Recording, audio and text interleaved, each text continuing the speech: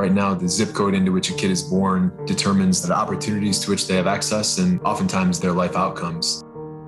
The poorer zip codes, the school districts in those zip codes are struggling. The dropout rates up here for high school are above 50%. There is a dramatic teacher shortage. There have been years sometimes where superintendents and principals say, we've had 2 years without a special education teacher. We've had 2 years without a chemistry teacher. You think about the student who may not be able to say to mom that they're hungry, that they're not eating. Stratford had the worst attendance rate, ACT scores, high school graduation rate, and college going rate. The average freshman came in reading at a 4th grade level.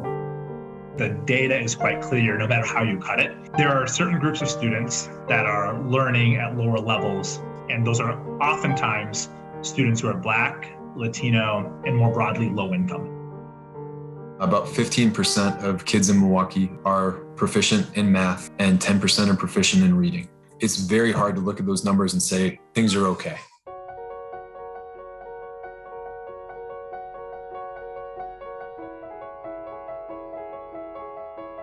The vision for the innovation space is a kind of maker space that involves digital design, but also physically being able to 3D print, large format printing, and laser engraving, so that when they leave our school, they really are equipped to solve a problem in any domain.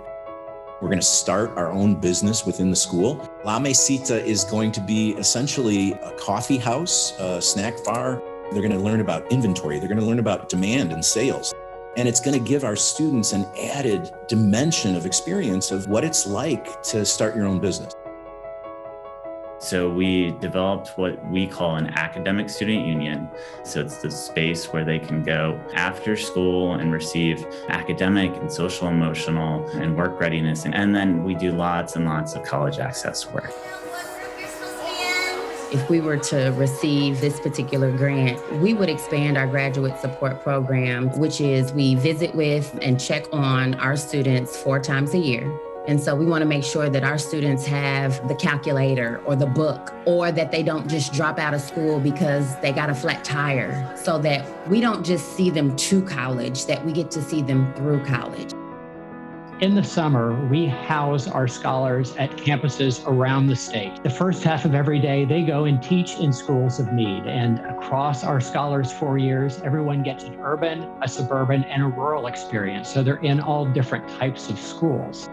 And what this would provide to us is the ability to grow our scholars program, to bring more scholars into our universe and prepare more to teach in schools of need across Illinois. We wanted to make sure we were helping our kids win right now, which is why we thought of applying for resources for a summer school program that would allow students this summer to get access to teaching and learning, given what they've encountered over the last year. Good afternoon, let's do this. What the grant does is it focuses on recruitment, training, support, and we're at a moment where we're saying, hey, we can bring in 5, 10, 20 new teachers a year, but what about the 600 that are already here? There's more we can do to connect these people, to support them. If they're a principal, how do we help them think about being a system level leader, a superintendent? Well, I am so smart. Each day I grow. Today I will show what I know. Education is the way out of generational poverty. School isn't something that you have to get through before real life begins. School provides stepping stones to bring you to something that's going to be fulfilling in your life.